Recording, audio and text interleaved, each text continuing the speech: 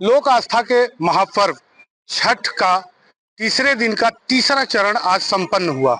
अस्ताचलगामी सूर्य को अर्घ देकर व्रतियों ने तीसरा चरण पूरा किया। पहला दिन नहाय खाए, दूसरा खरना, तीसरा दिन अस्ताचलगामी सूर्य को अर्घ। दोपहर 2 बजे के बाद से ही अधिकांश परिवार अपने घरों से साज सज्जा में तैयार होकर घाटों पर पहुंचे और डूबते हुए सूर्य को उन्होंने अर्घ दिया। यह लोक परंपरा का एक ऐसा महापर्व है जिसमें यह अनूठा दृश्य वर्ष में एक बार जरूर देखा जाता है।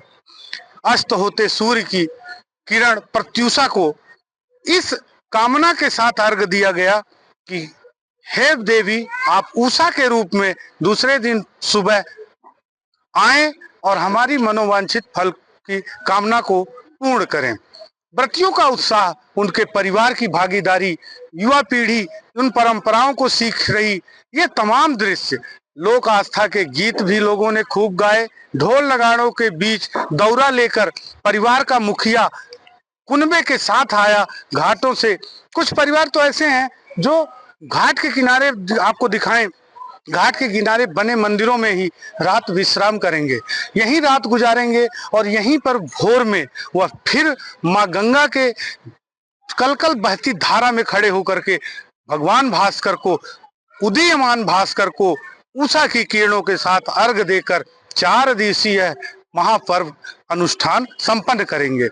सबसे बड़ी बात यह है कि 36 घंटे का निर्जल व्रत रखने वाली उन व्रतियों का उत्साह इस तरह दिखा कि उनकी आवाज में या उनके उत्साह में कहीं कमी नहीं देखी गई।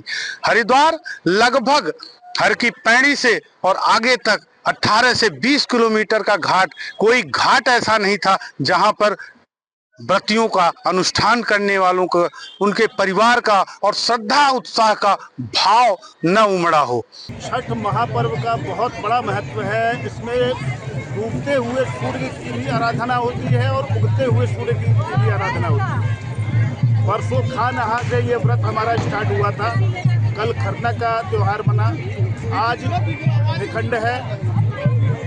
परसों कल शाम को जो खरना का प्रसाद लेने के बाद से सभी व्रती निर्जला है।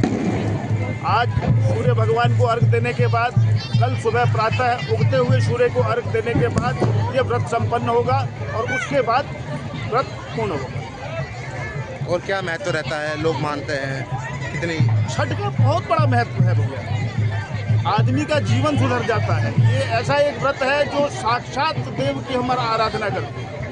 आज तक हम जितने भी व्रत त्योहार करते हैं सभी देव अदृश्य हैं। ये एक ऐसा व्रत है जिसमें देव आपके सामने दृश्य, एक साक्षात देव की आराधना करते हैं। इससे सभी कष्ट दूर होते हैं, मन को इतनी शांति मिलती है। आप एक साधारण कोई पूरे दिन उपवास रहिए, आपके मुंह से आवाज़ नहीं निकलेगी। ये एक ऐसा व्रत है जिसमें पूरे दिन उपवास रखने के बाद खरना के दिन शाम को व्रती प्रसाद ग्रहण करता है।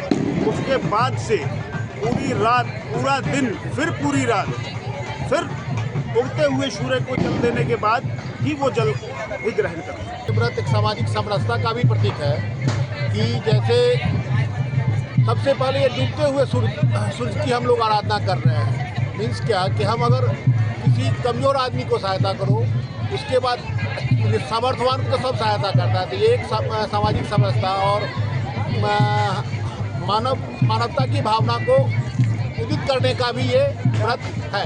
बहुत महत्व है हमारे हिंदू, हमारे बिहार से इस पर्व को सबसे कठिन और सबसे पवित्र माना जाता है।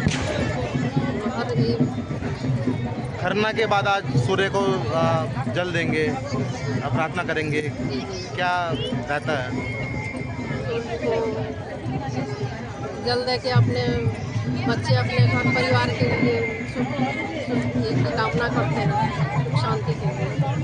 छठ मैया से हमेशा खुशहाल जिंदगी जीने के लिए कामना करते हैं।